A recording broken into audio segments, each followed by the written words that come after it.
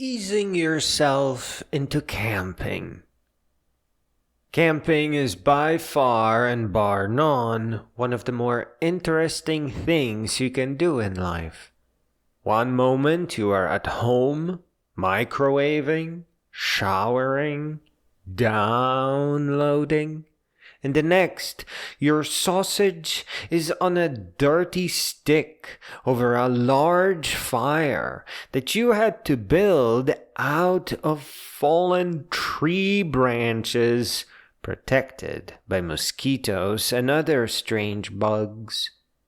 You have used wipes in places that you previously didn't even know you had, and if you desire reception, you will need to find a tall, ancient dune, and about the only thing you can download is short text messages and a log, as large animals frequent high ground too. The reason why you would want to inconvenience yourself like this is pretty massive. It is enough to stay in those woods for a goodie long while. Stress. Stress is a gas that you have no way to detect. You will never know how bad you have it until you go into the woods and get a different perspective. And make no mistake, we are talking about indoctrination level mind prison. Stress is something else. It's not a question of why you'd want to go into the woods, but how soon before it is warm enough at night. And you have to do it frequently, multiple times a year. Camping is way more important than vitamins and doctor visits, especially if you work hard in life. Like obesity, stress is handled by our body all too well. So well that our bodies will effectively march us straight into an early grave. We will accept that we are big-boned or that we have a short fuse without thinking about it at all. But neither are true. Our bodies simply make things easy and love us to death. Camping is actually part of a larger process where you go on multi-month expeditions or adventures. But let me show you how to ease yourself into camping first. Find a state park by a lake or an ocean or high up in the mountains somewhere and camp next to your car at first. Set up your tent 20 feet away and have your fire in a little brick ring. There you will no doubt find some wood prepared by the park rangers and their friends. Enjoy people watching, test out your gear, and go on long walks. Now, if this is too much for you, or if you don't like driving or don't have a car, learn hiking and camping by setting up in the back of your house, in your backyard. Once you are ready for greater challenges, find a state park with a hike-in site. My favorite one is the Jack Pine in Ledington, Michigan. And, leave your car far by the parking lot and slowly hike in with all your gear. Being away from people, but full of crumbs, hiking sites are very popular among raccoons. But, woodland raccoons are not trash pandas, not at all. They are more like well-behaved little bears. They will demand a wholesome, succulent meal, yeah, but also clean up and tidy up. and give you a loving look. You don't have to head for a tiny wilderness the same year. Hiking sites will take care of all your stress measurements, and they will absolutely help you to make room for narrated books. But they can be busy with chattering strangers, and sometimes even booked ahead of time. You will wonder, why pay extra and go through all of this, where you can simply set up camp far and away from people at a little wilderness. Before you know it, you'll be setting up camp at a tiny wilderness like the Nordhaus Dunes, maybe. It is a much more open and much more natural setting. There will be more room for you here, and your tent site will look like a natural cathedral. It can be quite breathtaking. There will be more fallen branches for a fire and a more private beach spot, so private that for the duration of your stay there, the beach is basically all yours. Oh sure, one way or another you will spot other campers, but they will be tiny colorful dots in the distance and really far away. One time I was walking by a beach and I thought I was alone, and my nose started itching. So I had myself an old man sneeze.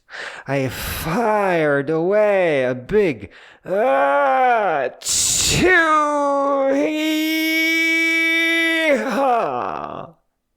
Then it turned out that like 6 different hikers heard me, and they all stood up to see what the hell is going on. It was quite terrible. I'd never done it again.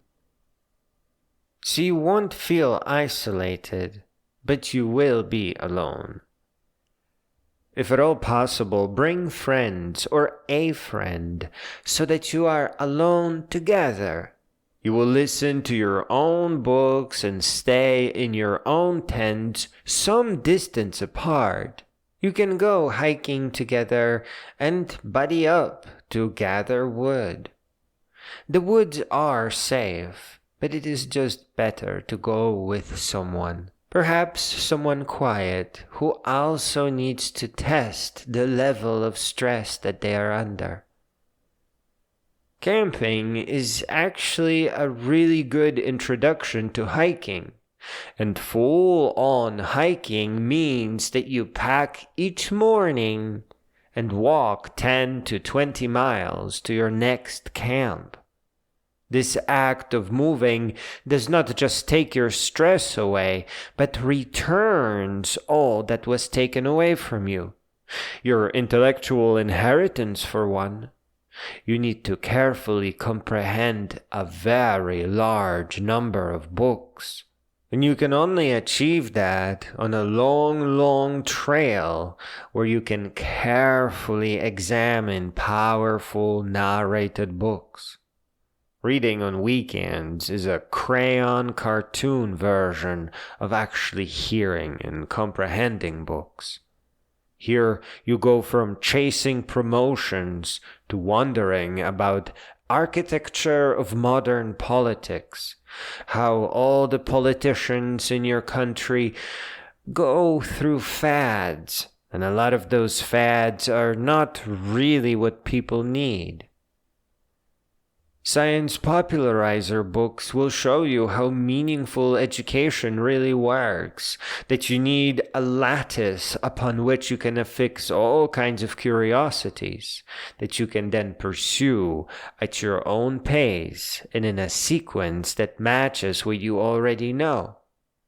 And high achievements of great beings will teach you that you must grow all the way up, and to become a great being, you will only ever be able to discover your true meaning by becoming a great being and accepting all the challenges along the way. You are not to grow up a little bit and then stop part way. That's just how your teachers think of you, but that is not how a real human being does.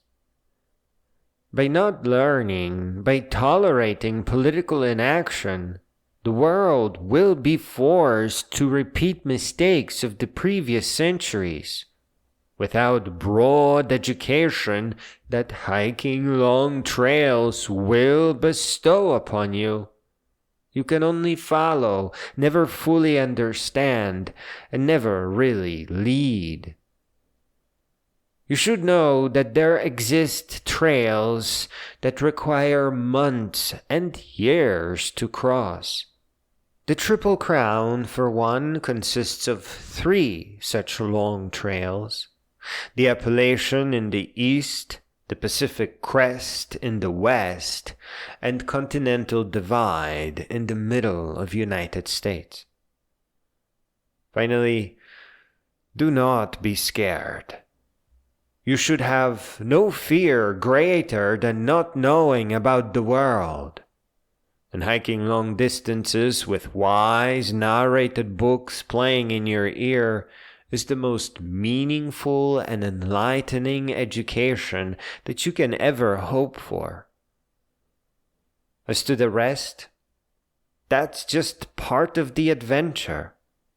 If you are ever eyed by frightening hillbillies, just make sure that you have finer hand-forged cutlery and share your books if they are nice.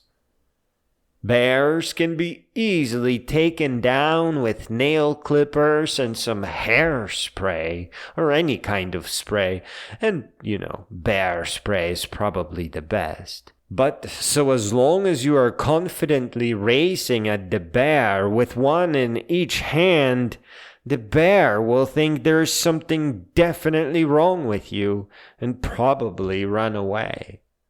If not, if it's brown, lay down. If it's black, give it a smack. And as cougars go, though they will scream like hell and appear all kinds of scary, just help them find their way back to their camp.